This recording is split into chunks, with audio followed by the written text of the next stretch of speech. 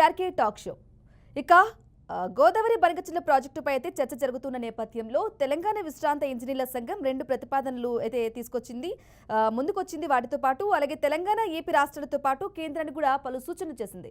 రైట్గా బనకచెర్లపై ప్రత్యామ్నాయాలు ఏవేవి ఉన్నాయి అని చెప్పేసి వీటి గురించి డిస్కస్ చేయడానికి మనకు ఇద్దరు గెస్ట్లు అయితే సిద్ధంగా ఉన్నారు లైవ్ లో. ఒకరు వచ్చేసి ప్రముఖ రాజకీయ అలాగే సామాజిక ఆర్థిక విశ్లేషకులు బండారు రామ్మోహన్ రావు గారు, మరొకరు తెలంగాణ విశ్రాంత ఇంజనీర్ల సంఘ అధ్యక్షులు శ్యామ్ ప్రసాద్ రెడ్డి గారు కూడా లైవ్ లో అందుబాటులో ఉన్నారు. నమస్కారం అండి ఇద్దరికి. నమస్కారం. నమస్తే. ఎస్ రామ్మోహన్ రావు గారు, ముందుగా మీ నుంచే మొదలు పెడదాం. రామ్మోహన్ రావు గారు, ఇక బనకచెర్లపై 2 తెలుగు రాష్ట్రాలు ఎవరి వాదన వారు వినిపిస్తున్నారు. మరి ఇందులో ఏది నిజమంటారు రామ్మోహన్ రావు గారు? మా బ్రాహ్మణి అట్లాగే పెద్దలు శ్యామ్ ప్రసాద్ రెడ్డి గారికి అట్లాగే బీఆర్కే ప్రేక్షణ నమస్కారం. ఇది చాలా పెద్ద చర్చ. ఎవరి వాదన వాళ్ళు వినిపిస్తున్నారు. ఉన్నపోతే ఏంటంటే దూడను కట్టేమంట. టీఎంసీలకు అట్లాగే మనకు క్యూసెక్లకు తేడా తెలియని రాజకీయ నాయకులు కూడా మాట్లాడుతున్నారు. సమస్య అందుకని ఏమంటున్నానంటే ఇవాళ టైం తక్కువ ఉంది కానీ శ్యామ్ ప్రసాద్ రెడ్డి గారికి ఎక్కువ టైం ఇద్దాం. నేను ఒకటే అంటున్నాను, ఎవరి వాదన వాళ్ళు వినిపించే క్రమంలో ఇద్దరికి లాభం జరిగే విన్ విన్ సొల్యూషన్ కావాలి కదా. ఎప్పుడు కూడా జీరో సమ్ గేమ్ లో ఒకరు నష్టపోతే ఒక లాభపడతారు, ఒక లాభపడితే ఒక నష్టపోతారు. ఇది జీరో సమ్ గేమ్ అంటారు. దానికంటే విన్ విన్ సొల్యూషన్, ఇద్దరు గెలిచే సొల్యూషన్ కావాలి. ఉభయ తెలుగు రాష్ట్రాలు మన ప్రజలు మన వాళ్ళే. ఎక్కడైనా నీటి కష్టం తెలిసిన వాడికి నీటి కష్టం ఎవరికైనా ఉంటది. రాయలసీమ నీటి కష్టం తీర్చాలి.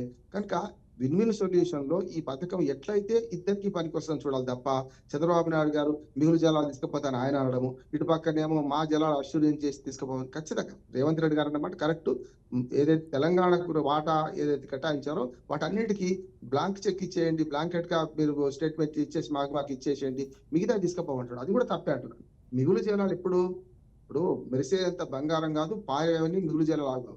మీరు పారుతున్నాయంటే వాడుకోకపోతే, మేము వాడుకోకపోతే మీరు తీసుకుంటున్నారు కదా. అందుకని నేనేమంటున్నానంటే ఇప్పుడు పారేవని మిగులు జలాలు అనడానికి కూడా వీల్లేదు. గతంలో కేసీఆర్ గారు అదే తప్పు చేశారు. ఇప్పుడు మొన్న .1 పట్టుకుంది రేవంత్ రెడ్డి గారు. అదే ఆనాడు ఏదైతే మన మొట్టమొదటిసారి సిడబ్ల్యూసీలో చంద్రబాబు నాయుడు గారు కేసీఆర్ గారు ఉన్నప్పుడు అప్పుడు .1 పట్టుకొని ఇప్పుడు ఆయన మీద విమర్శ చేస్తున్నారు. పాపాల భైరవుడు కేసీఆర్ అని ఆయన అంటాడు, కాదు మీరే కాంగ్రెస్ అని వీళ్ళు అంటారు. ఈ రాజకీయ వివాదం వద్దు. నా ఉద్దేశం ఏంటంటే 2 రాష్ట్రాల మధ్య మంచి సొల్యూషన్ శ్యామ్ ప్రసాద్ రెడ్డి గారు వాళ్ళు చూపించారు, ఇంజనీర్ల సంఘం. దాని గురించి ఎక్కువ మాట్లాడితే బాగుంటుందని నేను పూర్తిగా అంగీకరిస్తున్నాను. వారి ప్రతిపాదన వారు చెప్తే బాగుంటుంది నా ఉద్దేశం. బ్రాహ్మణి వారితో మాట్లాడించండి. రైట్. ఓకే రామ్మోహన్ రావు గారు, అలాగే రిటైర్డ్ ఇంజనీర్ జేఎస్ కన్వీనర్ అయినటువంటి శ్యామ్ ప్రసాద్ రెడ్డి గారు నమస్కారం. ఇక ఏపీ ప్రభుత్వం ప్రతిపాదనలు అయితే ఇక పోలవరం బనకచెర్లకు సంబంధించి 200 టీఎంసీలు కేటాయించిందని చెప్పడం జరిగింది. ఇక దీనిపై మీ అభిప్రాయం ఏంటి? ఓకే, నమస్కారం బండారు రామ్మోహన్ రావు గారు. అయితే ఇప్పుడు ఆంధ్రప్రదేశ్ ప్రభుత్వం ఏదైతే ప్రతిపాదించిందో గోదావరి వాటర్స్ పోలవరం నుండి బనకచెర్ల వరకు, బనకచెర్ల అంటే మన శ్రీశైలం నుంచి పోతిరెడ్డిపాడు ద్వారా వచ్చినటువంటి కెనాలు 18వ కిలోమీటర్ల దగ్గర బనకచెర్ల రెగ్యులేటర్ ఉన్నది. కాబట్టి అక్కడికి డైరెక్ట్ గా నీళ్ళు తీసుకుపోవాలనేది వారి ఉద్దేశం. 200 టీఎంసీలని దాని ద్వారా రాయలసీమలో ఉన్నటువంటి ప్రాంతానికి సాగునీరు అందియాలనేటువంటిది వారి ప్రధాన ఉద్దేశం. కాబట్టి వారు అనేది ఏంటంటే ఇవి వరద నీరే కాబట్టి దీనికి అనుమతులు కూడా అవసరం లేదని చెప్పడం జరిగింది. కానీ గోదావరిలో వరద నీరు అనేది మనం దేన్ని అంటాం? గోదావరి నీరు ఉన్నది. ఏది వరద నీరు, ఏది అసలు మనకు అష్యూర్డ్ వాటర్ అనేది మనం నిర్ధారణ చేయాలంటే మనకు సిడబ్ల్యూసి చేయాలి. అది మనం 75 డిపెండబిలిటీ అంటే 75 ప్రాబబిలిటీ అంటే 75% అంటే 100 సంవత్సరాలలో 75 సంవత్సరాలు పారినటువంటి నీటిని మనం వ్యవసాయానికి మనము అష్యూర్డ్ వాటర్ కింద తీసుకుంటాం. కాబట్టి ఆ మిగిలినటువంటి 75 కంటే తక్కువ సంవత్సరాలు పారినటువంటి వాటర్ ఏదైతే ఉందో అది వరద నీరు అని అనుకోవడం జరుగుతుంది. కానీ ఒక్కోసారి ఇప్పుడు కృష్ణాలో 50% 50% వరకు కూడా పంచడం జరిగింది. ఇప్పుడు అది అష్యూర్డ్ వాటర్ అయింది, మరి వరద నీరు. కాబట్టి ఎప్పుడు ఏది మారుతుందో తెలియదు. కానీ ఏ వరద నీరైనా ఏ నీరైనా దానికి ఏ ప్రాజెక్ట్ అయినా కూడా దానికి ప్రాపర్ ప్రాసెస్ లో దానికి అనుమతులు తీసుకోవాల్సిందే. అది ఇక్కడ జిఆర్ఎంబి గోదావరి బేసిన్ ఉన్నటువంటి రివర్ బోర్డు నుంచి మొదలు సాధ్యాసాధ్యాలు రిపోర్ట్ తీసుకోవాల్సిందే. దాని తర్వాత సిడబ్ల్యూసి నుంచి దీని హైడ్రలాజికల్ క్లియరెన్స్, అందులో వాటర్ ఉన్నదా లేదా, అసలు నీటి నీరు అవైలబిలిటీ ఉన్నదా లేదా, దాని తర్వాత అపెక్స్ కౌన్సిల్ లో దానికి అప్రూవల్ తీసుకోవాలి. ఇవన్నీ ఈ ప్రాసెస్ ఏం లేకుండా అన్నిటిని బైపాస్ చేస్తూ డైరెక్ట్ గా సెంట్రల్ గవర్నమెంట్ కి మీ యొక్క డిపిఆర్ ని పంపించేసి అక్కడి నుంచి అనుమతులు తీసుకోవాలనే ప్రయత్నం చేస్తున్నారు. అదైతే మన రెండు రాష్ట్రాల మధ్యలో జరిగినటువంటి విభజన ఒప్పందానికి దానికి అది విరుద్ధం అది. కాబట్టి సెంట్రల్ గవర్నమెంట్ కూడా దీని మీద అన్ని తీరులు ఆలోచించి ఇవ్వాలనే నిర్ణయం. అయితే మేము తెలంగాణ విశ్రాంతి ఇంజనీర్ల సంఘం వల్ల మేము దీన్ని గుడ్డిగా వ్యతిరేకించకుండా కొన్ని కండిషన్స్ తోని మనకు కూడా దీన్ని ఒప్పుకున్నట్టయితే బాగుంటుంది అని చెప్పేసి మన తెలంగాణ ప్రభుత్వాన్ని కూడా సూచించడం జరిగింది. అందులో మొట్టమొదటి కండిషన్ ఏంటంటే, ఇప్పుడు మన గోదావరి నది మీద కానీ గోదావరి యొక్క ఉపనదుల మీద వాటి ట్రిబ్యూటరీస్ మీద కానీ పూర్తయినటువంటి ప్రాజెక్టులు, తర్వాత ఇప్పుడు నడుస్తున్న ప్రాజెక్టులు, ఆన్ గోయింగ్ ప్రాజెక్ట్స్, లేకుంటే మన భవిష్యత్తులో చేపట్టేటువంటి ప్రాజెక్టులు, అంటే projects which are in pipeline, వీటన్నిటికి కూడా ఒక నికర జలాలను కేటాయించాలి కంప్లీట్ గా. అది ఫస్ట్ కండిషన్. రెండో కండిషన్ ఏంటంటే, గోదావరి వాటర్ ని పోలవరం నుంచి 200 టీఎంసీలని మేము రాయలసీమకు తీసుకెళ్తున్నామని ఆంధ్రప్రదేశ్ ప్రభుత్వం ప్రతిపాదన అది. కాబట్టి ఆ 200 టీఎంసీల మందము మన కృష్ణా జలాలలో తెలంగాణ వాటా బ్రిజేషి ఎంతైతే ఇస్తుండో దానికి అదనంగా ఇది యాడ్ కావాలన్నట్టు, జత కావాలి. అంటే మనకు అక్కడ మనము దాదాపు 700 పైన పైచిలుకు మనకు వస్తుందని చెప్పేసి పోరాటం చేస్తున్నారు. మనది చాలా లెజిటిమేట్ గా రైట్ అని చెప్పేసి మన వాళ్ళు దాన్ని వాదిస్తున్నారు మన బ్రిజేష్ ముందు. ఆ 700 వచ్చినాయి అనుకో, ఆ 700కి 200 యాడ్ అయితే 900 అవుతుంది అన్నట్టు. అదే కాకుండా మూడోది, మనకు గోదావరిని ఆనాటి బచావత్ 1979 లో ఇచ్చినటువంటి బచావత్ కమిషన్ లో ఒక మాట ఏమన్నారంటే, గోదావరి పోలవరం నుంచి కృష్ణా డెల్టాకు 80 టీఎంసీల నీరు మళ్లించాలనేటువంటి శాంక్షన్ కనుక చేస్తే, మళ్లించడానికి శాంక్షన్ చేసిన రోజే మీరు మీద మన అప్పుడు ఉన్నటువంటి ఉమ్మడి ఆంధ్రప్రదేశ్ ఎగువన ఉన్నటువంటి రాష్ట్రాలు మహారాష్ట్ర, కర్ణాటక 35 టీఎంసీల నీటిని ఆపుకోవచ్చు నికర జలాల నుంచి. అంటే 35 టీఎంసీలు కూడా అది 21 కర్ణాటక అని చెప్పింది, 14 మహారాష్ట్ర అని చెప్పింది. ఆ మిగిలిపోయిన 45 టీఎంసీలని ఉమ్మడి ఆంధ్రప్రదేశ్ని నాగార్జున సాగర్ డ్యామ్ యొక్క అప్ స్ట్రీమ్ లో పైభాగంలో వాడుకోవచ్చు అని చెప్పడం జరిగింది. కాబట్టి ఇప్పుడు దానికి శాంక్షన్ అయింది. తర్వాత పోలవరం ప్రాజెక్టే ఈరోజు డ్యాము నిర్మాణంలో చాలా వరకు అడ్వాన్స్ వెళ్ళిపోయింది.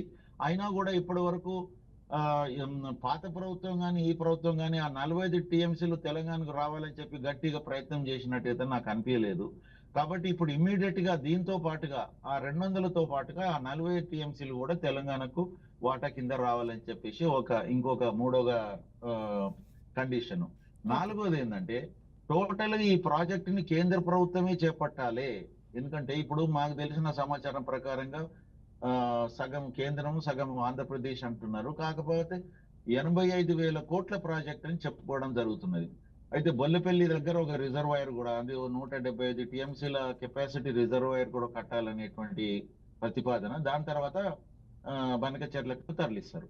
కాబట్టి ఈ ప్రాజెక్ట్ ని మేము కోరేది ఏంటంటే, సెంట్రల్ గవర్నమెంటే కనుక టేకప్ చేసినట్టయితే మన రెండు రాష్ట్రాలకు కూడా ఎలాంటి ఆర్థిక ఇబ్బంది లేకుండా ఉంటది. మన తెలంగాణ కూడా ఆ నీటిని అడిగేటువంటి హక్కు కూడా వస్తుంది అని ఈ 4 కండిషన్స్ తోని మనము ఈ ప్రాజెక్టుకు గ్రీన్ సిగ్నల్ ఇవ్వాల్సిందే అని చెప్పేసి ప్రభుత్వానికి, ఇక్కడ తెలంగాణ ప్రజలందరూ కూడా మా తరఫున ఉన్నటువంటి ఒక సూచన చేయడం జరిగింది. ఈ ప్రతిపాదన ఒకవేళ దీనికి గనక సుముఖంగా లేకపోయినట్టయితే ఇంకో ప్రతిపాదన మేము 2019లో తయారు చేశాం. 3-4 సార్లు మేము ఆంధ్ర ఇంజనీర్స్ తో కూడా అయింది. దానికి 25,000 కోట్లే ఖర్చు అవుతుంది.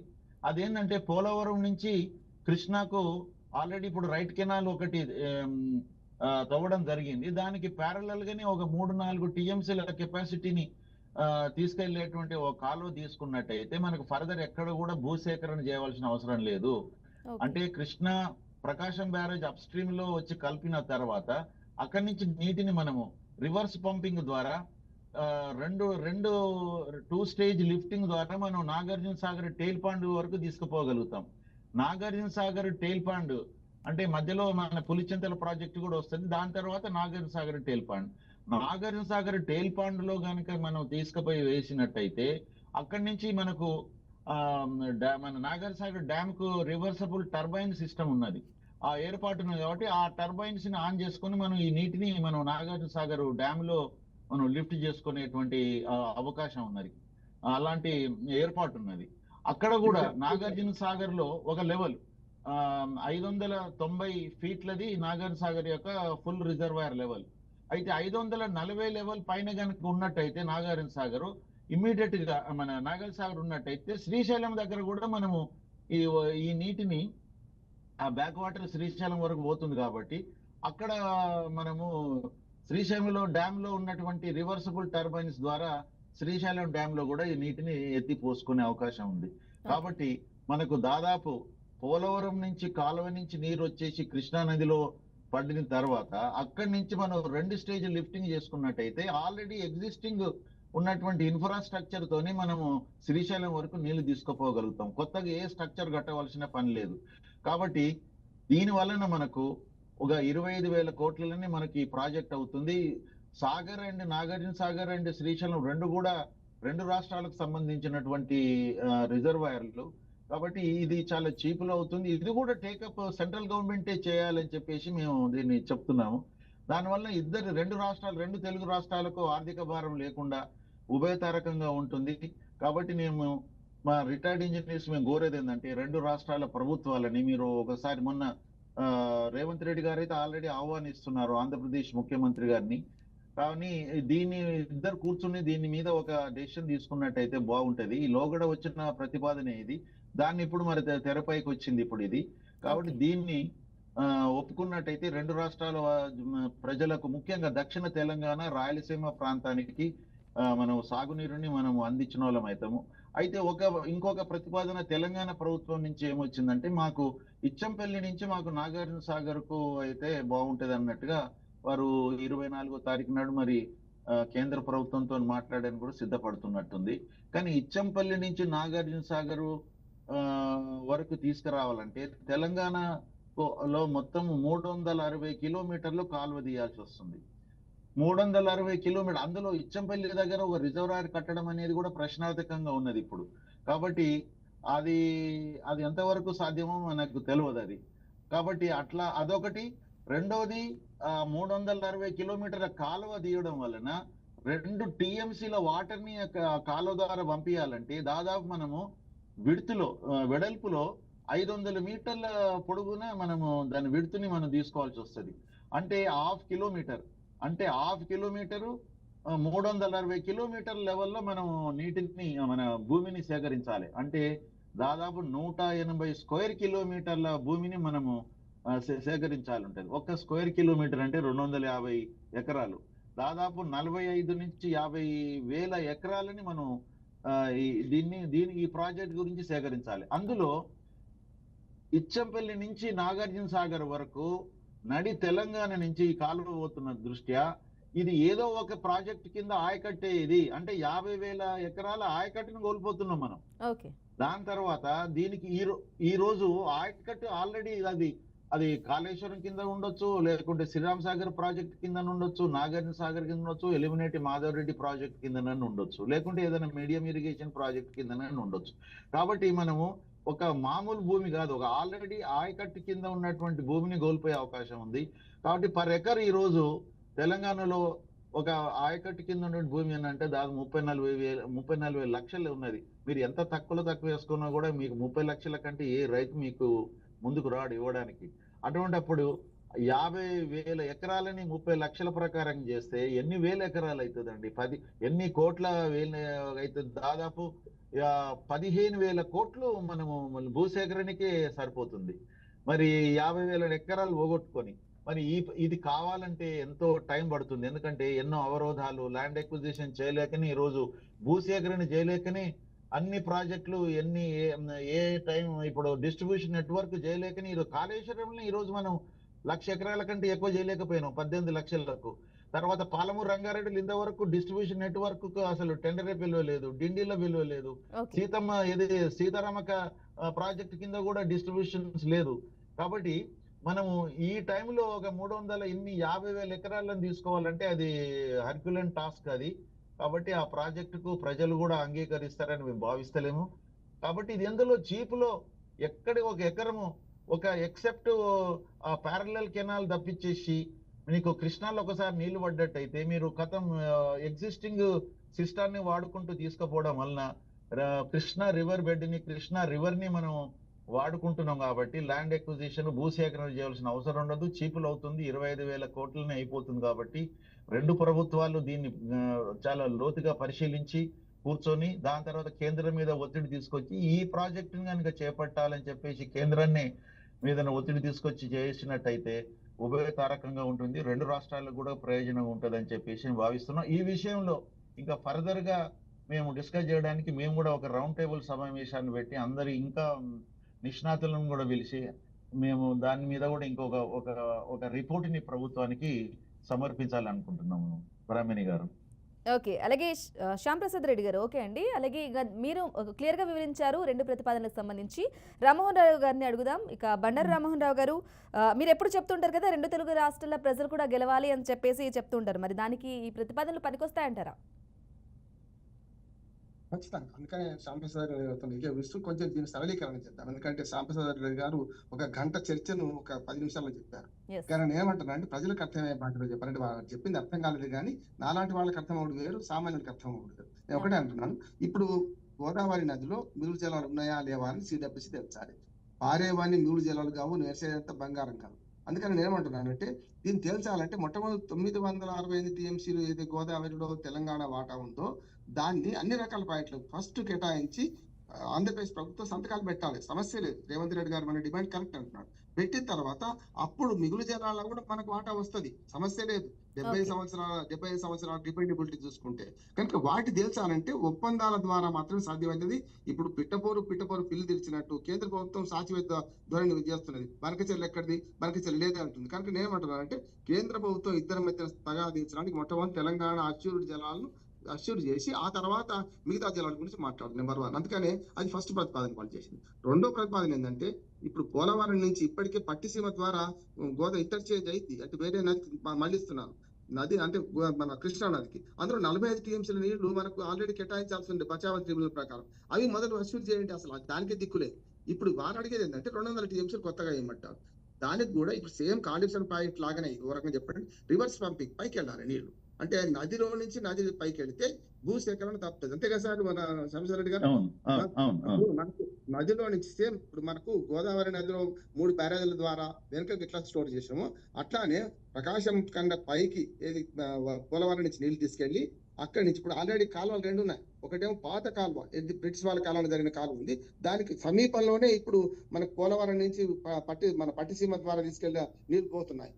దాన్ని కాలువ పెద్ద చేయడం కానీ దాని పక్కన భూమి తక్కువ సేకరణ జరుగుతుంది, లేకపోతే పైప్ లైన్ వేసుకోవచ్చు. పైప్ లైన్ టెక్నాలజీ కూడా బ్రహ్మాండంగా వచ్చింది. ఇప్పుడు చేసుకొని అక్కడి నుంచి ప్రకాశం నుంచి పులిచిత్ర నుంచి నాగార్జున శ్రీశైలం నీళ్లు నింపగలిగితే శ్రీశైలం ఒక్క చుక్క కూడా కిందికి విడవకుండా అటు రాయలసీమకు ఇటు దక్షిణ తెలంగాణ మహబూబ్నగర్ జిల్లా నెట్టెంపాడు మన గిండి అవన్నీ వాడడానికి అవకాశం ఉంటుంది. ఒకటి దక్షిణ తెలంగాణకు నీళ్ళు ఇచ్చే అవకాశం ఉంటుంది. రెండోది మనకు నాగార్జున సాగర్ నుంచి కూడా అసలు ఒక రకంగా చెప్పిన మనకు ప్రకాశం బ్యారేజ్ పులిచిత్ర సరిపోతాయి కిందికి, మనకు నాగార్జున సాగర్ నీళ్లు కూడా పెద్దగా అవసరం లేకుండా ఇది ఉభయ తెలుగు రాష్ట్రాలకు పాలించే అవకాశం ఉంటుంది.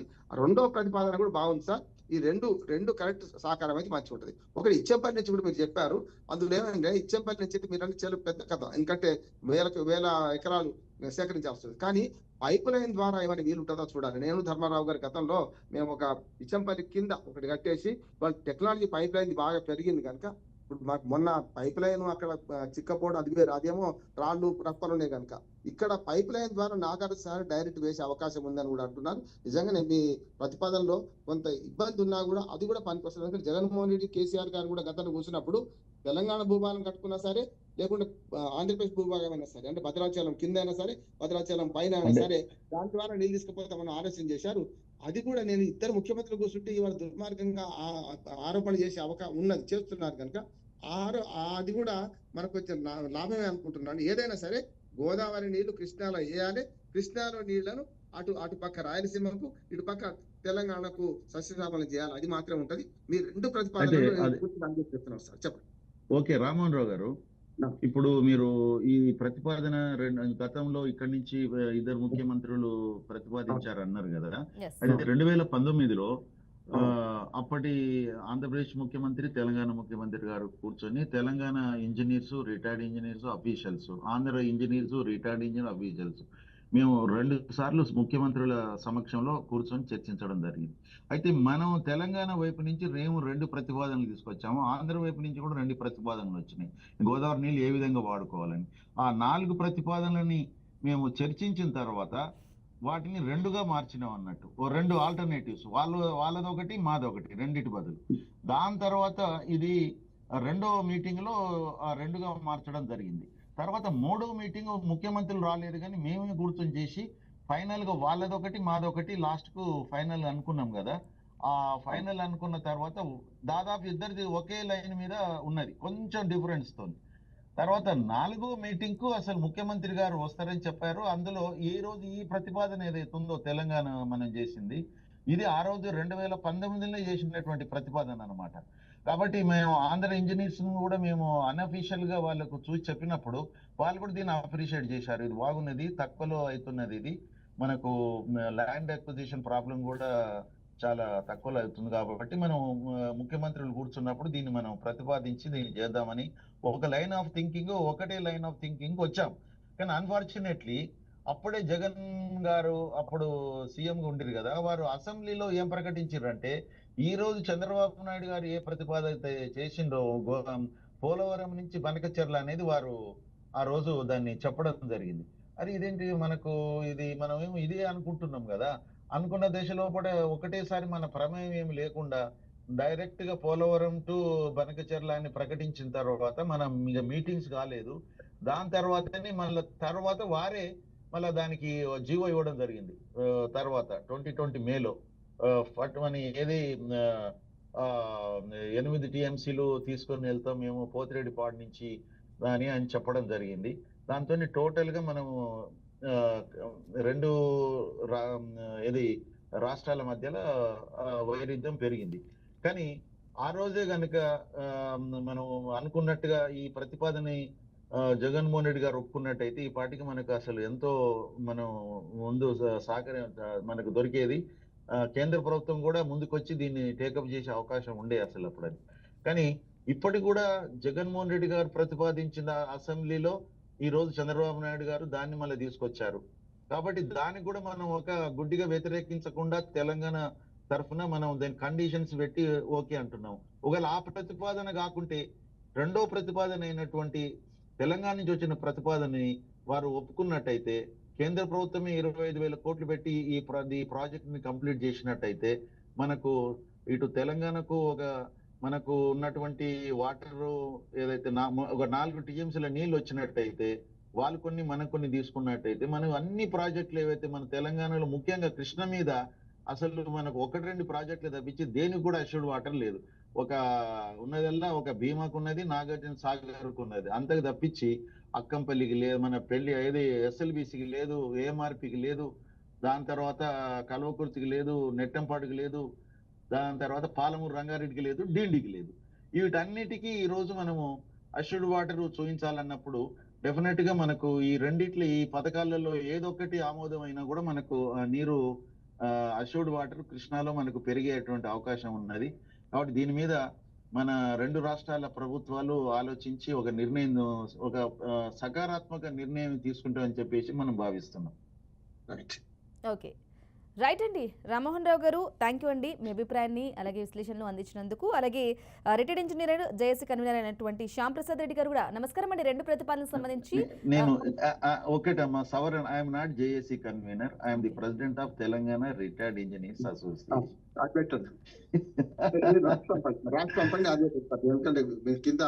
ఓకే, తెలంగాణ విశ్రాంతి ఇంజనీర్ల సంఘ అధ్యక్షులు అంతే. నేను రాష్ట్రం ముగియదు ఒక గంట కూర్చుంటే ప్రజలు మంచిగా అర్థమయ్యేటట్టు చేయొచ్చు. చెప్పండి శ్యాంప్రసాద్ రెడ్డి గారు తెలంగాణ విశ్రాంత జేఏసీ తెలంగాణ విశ్రాంత ఇంజనీర్ల సంఘం అధ్యక్షులు, అట్లా రిటైర్డ్ ఇంజనీర్స్. సంఘ అధ్యక్షులు. ఓకే, నేను దాని గురించి మళ్ళీ కొంచెం ఓకే ఇంట్రో ఓకే అమ్మా. ఇస్తాను, అలా చెప్తాను. Thank you sir.